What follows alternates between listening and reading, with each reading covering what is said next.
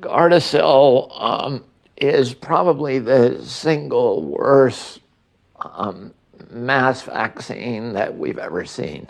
This vaccine targets millions of preteens and teens for whom the risk of dying from cervical cancer is zero. You know, nobody in their right mind would ever take this vaccine if they actually read the clinical literature.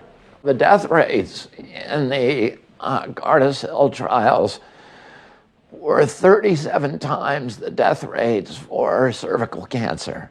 Children who take that vaccine, the Gardasilu vaccine, are 37 times more likely to die from the vaccine than they are to die from cervical cancer. So the problem with Gardasilu, like most vaccines, is it was never tested against a true placebo, an inert placebo. And CDC and HHS say, if you don't test it against a true placebo, it's not science. You have no way of gauging whether the injuries you're seeing from the product are being caused by that product or whether they're just bad, sad coincidences. The entity that is actually performing the study and paying for the study is Merck.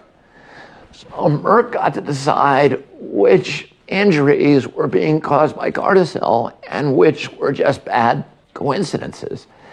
And because it had that power, it just wrote them all off as bad coincidences.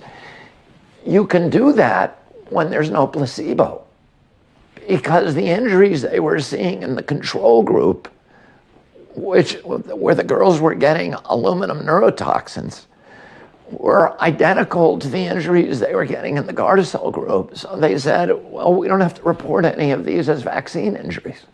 They were able to license something that is insanely dangerous. Poštovani pratioci, zahvaljujemo što poštujete standarde internet zajednice i donacijama podržavate delovanje privremene skupštine.